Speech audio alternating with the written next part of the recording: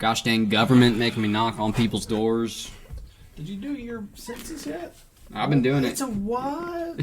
Someone tried to square up with me yesterday. Wait, really? I ended up having a conversation with them for a while. But yeah, they were not happy. About you approaching them or the census? They were not happy about the census. Oh. They're like, I can't believe people are getting paid to do this. And I was like, yeah, me either. Yeah, like, me either. But I need you to do it now. And then she started like ragging on like her brother or something who was sitting there with him, like because he's like a correctional officer. Yeah.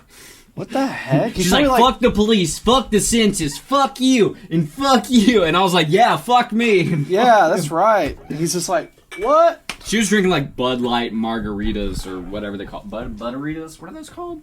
There's different. You have limerita, Okay, graperita. yeah. Those are bad. I'm not She had a like the fan. giant ones of those, and it was like 3 p.m. Yeah, I'm gonna do the and, Bob Barker. I just need the long.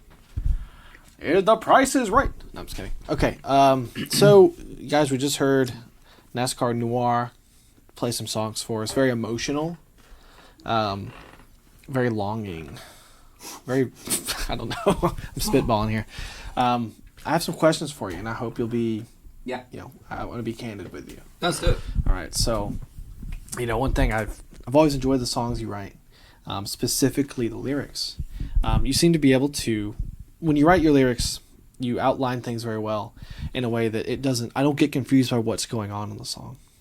Can you maybe walk me through your process for writing lyrics? Because it takes me like forever and a day. How do you approach like writing lyrics? It also usually takes forever and a day, and I think what you said is like very intentional, where you're not confused, because if I don't know what something means, then I'm like not happy with it, and I will like most of the time rewrite it unless it's like sort of an image that just kind of I don't know what it means, but it's like It maybe powerful. serves the song. Right. And sometimes you get that feeling when you're writing and you're like, this is a weird metaphor, but I think it works. Instead of, I have this line that I think is great, and then you start going, you're like, where the heck do I go from there? Yeah, like it has to be anchored like somehow. Like one of that last songs I played is like what the first line is like. She sounds like the city clinking cocktail glasses. Like that's like an image. Even That's if a you're very like, I don't know Elliott what it Smith, means. which is fine, absolutely. I'm a huge Elliott Smith. Same. It reminds me of Clementine. Street sweat, you can tell by the sound of the cars. Right. Such a great line, and it immediately gives you like, oh, it's raining, and you're in a bar, and yeah. So, but yeah, that's the process is like it's just as mysterious as anybody else. Like I played a song tonight that I wrote in a day, and then other stuff takes like years. Like one of the last tracks on NASCAR Noir's record, American Crowbar, is called Receipt Tape, and I started it in like 2015 and didn't finish it till 2018 or 19. Yeah. Mainly because I just couldn't get like the music parts where I wanted them to where like lyrics would flow. You know? No, absolutely. I think that happens with songwriters. Is you have a back catalog of unfinished things, and eventually you get to it. Yeah, but I know which ones are worth like keeping working on. Oh There's yeah, plenty, yeah. Like after you write enough really bad songs, you get to the point. At least for me. Yeah. Or you'll be like super stoked on something one day. You're like, yeah, I'm gonna write this song, and then you look at it and you're like, oh no. My favorite is you write the song. You're like, I did it. Tomorrow, wake up and play it. Oh, this is really bad. Never mind. Scrap it. You're done. I guess transitioning into, you mentioned American Crowbar. So I heard the Morona release in 2017. That was whenever you were playing. You were playing a lot of shows with your group, and you had pretty much, it sounded like mostly an acoustic sound, but you had drums and keyboard and stuff like that. American Crowbar is heavier, and it seems to have the guitar tone and the drumming is really darker in a way than the Morona EP. Was there music you listened to that inspired that, or was it just you? What were some influences for the change in tone? I think the influences were always there. I've always listened to like a lot of different kinds of music, and I think I was like more willing to just like adapt to what you heard in 2017. I was more willing to adapt to the players that I was working with. Yeah. And that was just like what worked at the time was me playing acoustic guitar. And we had keys, we had bass, we had a drummer who wasn't like super familiar with the kind of music I listened to. Yeah. And we switched drummers and ditched the keyboards, and it was like a 3-piece. And the drummer was a lot more familiar with like the music that I like. And also, like, getting familiar with the electric guitar. I'm a very new player to electric guitar.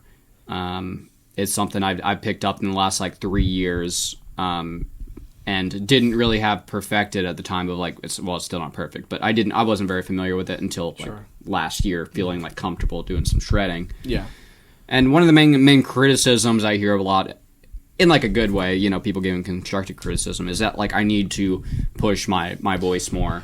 Because I think you mentioned earlier, you didn't grow up singing until you're like 18 or 19 or something like that. Like no one ever encouraged me to sing, and so I'm like, I used to be really shy about it. And well, I wasn't always really shy about it, but I would try to bad scream like way back in the day, and it didn't work. No. And I feel like now I've like worked up to it where I can. It's a little bit more in my wheelhouse to do. Yeah. If that makes sense. But people are just like, I want to hear you like press your voice more, and pumping up the guitar tones was part of that. Pumping up the drums was part of that. You know. What makes it sounded more intense? Yeah. I think that's what the difference is, because I do like that Morona EP, but I think with the tone on American Crowbar, the songs that you have works well within the tone. Mm-hmm. Like it lends itself to that. Yeah. Because I know you, like just now, you play really intense, and if you saw me earlier, I'm like, yeah. You know, it's just different, you know, ways we play. But that's cool. Like I said, I dig the album a lot, and I think that that came out in February, right? Yeah. Is that February? Okay, cool. Yeah. And obviously Cooper worked his magic on. You know, yeah, most of it was like just purely recording differences. Like most of those songs were written like fairly soft. There were some few ones that like were supposed to be more driving, but it was all just a matter of like applying tone and just to like a special fingerprint of how you want things to sound. You know? Yeah, no, definitely, I get that. So I think something I would ask many artists if I could is if you had to choose a song that summarizes or represents NASCAR Noir, as far as maybe your style or what you want to say as an artist, do you have a song that you could pinpoint as like, this is what I want people to think, or a song that represents you as a whole? Yeah, I guess the closest I would say that like has enough small parts of like everything I'm about in it is probably the song Receipt Tape on American Crowbar. Just because there's a whole lot going on there. You know, I started writing it when I was in college, and there's just kind of like stuff about being like pissed off about like student loans and like parking tickets and stuff, and just my entire life over the last 5 years is summarized in that. And there's also stuff about like, you know, class politics, which I'm super passionate about and involved in, and I feel like that is all super apparent. And I also feel like that song is like catchy, and there's something for like everybody in it. Like even if you don't pick up on like the class politics stuff, you can be like, man, I hate getting like college parking tickets. Like, absolutely, you know, it's breaking it down like that simple. And I guess that would be my go-to. It's definitely not my most popular song, but it's. You know what's weird is a lot of times the song that most popular, whatever it is, most requested, is not the one you think it should be. Right. That happens all the time. Yeah. But that's cool. I'm glad. I actually wouldn't have guessed. I would have. And it's going to lead me to another question. So my favorite song on the record is Gluten Free Bread Riot. And, you know, when I listen to that song, I think it sounds great. And also just the lyrics, it's very evocative. It's definitely something was going on in Paris. Can you outline, is it like a true story, or can you just outline what happened? I'm just curious about that. It's kind of like a smashed together timeline of some things that happened when I basically found a way to like study abroad very cheaply in Paris that used some like government money I was already giving here that would apply to like a program over there. So I was able to do it really cheaply and basically just like paid for my plane ticket. Nice. Lived in rural France for like 2 months and got to travel around some, and it's mainly about like a decaying like friendship with somebody who you know, I was friends with over there, but obviously like the longer you know people, like sometimes you click with someone really fast, but then things decay, and like we were just beefing a lot in Paris. Yeah. Like I would like literally check the weather forecast and be like, "Oh, it's 100% rain," and they'd be like, "You're such a pessimist," and I'm like, "It's this is what it says. This is the thing he says this," and I don't know. I mean, I don't like to like highlight it a lot, but I have like celiac disease, which is like a food allergy thing. that makes like eating like difficult when you don't have your own kitchen and can't cook everything yourself. And so when I was in Paris, I was walking like we were staying in a place where we were paying for breakfast, but I couldn't eat any of it. And I was walking like 4 miles every morning before everybody got up to like go to like a like the only gluten-free bakery in Paris. I don't know, just people that friend wasn't very like understanding of that. So that's kind of where the jokey name, because Paris is also known for their bread riots. That's interesting. Yeah, because it definitely sounds like an episode of, not an episode, but definitely a debacle that you went through. And you can kind of tell. I can see like an animated episode like going along with the song. Like I would love to do a music video like that. That would be cool. Yeah. I guess, one of our last question here. So you mentioned it earlier. You write a zine. I'm sorry, a zine. No, zine. Also named NASCAR Noir, which you can find on his Bandcamp. Is there an overlap to the music and also, like, when you're writing your music and you're doing your zine, do those two worlds combine, or is it, what type of headspace do you have to be in to write a zine and then also songwriting? I'm just curious. Yeah.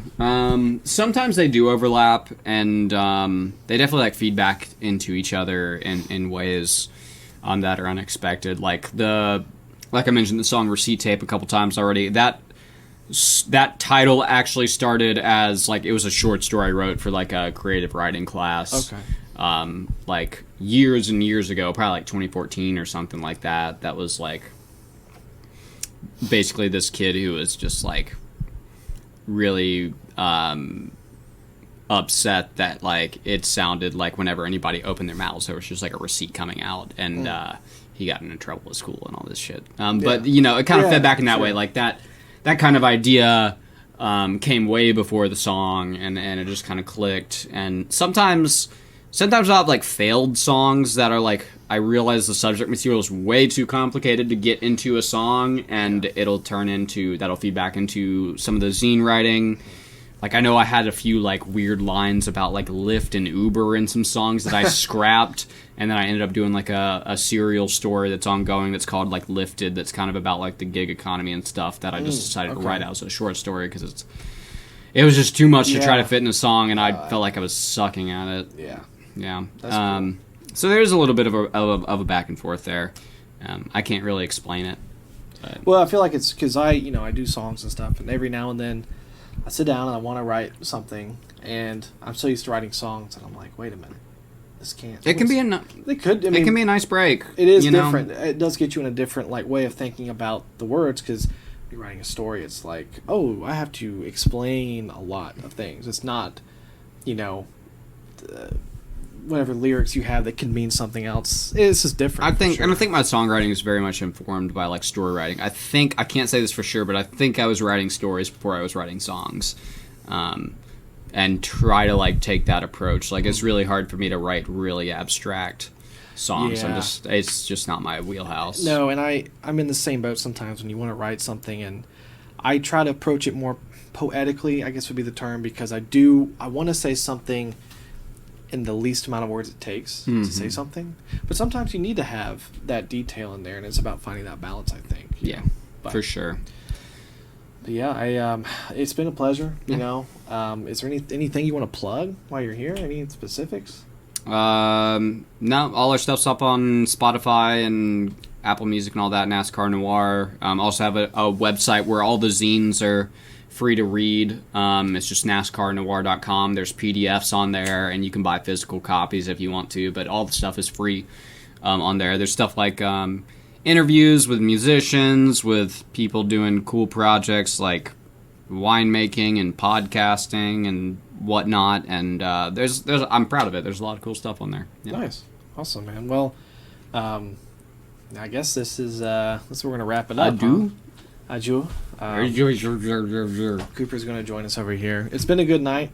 We've had a really good time. It's been, man, it was really fun playing with you guys. Yeah. And I hope maybe we'll try to do something like this again. We'll see what happens, huh? Yeah. Anyway. Stay tuned. Not right now, but in general. And it's not too late to donate for the Hurricane Relief Fund. The links. Or it might be too late. And you have to midnight, I believe, to buy our shit on Bandcamp. So Yeah. because it's well, you can still buy it after that, But the it's all fees the are proceeds. waived. Yeah, no fees Yeah. for that. And so. and I know we talked about splitting half of some of that stuff. I Yeah, don't know. 50% of that will go to hurricane Yeah. relief. Yeah. Anyway, Well, guys, have a good night, and you guys be safe, and you guys be safe. see y'all. See ya. Hit that button, dog. I'm hitting Smash it. that We got like. an ending slide. Smash. Here we go. Oh, there we go.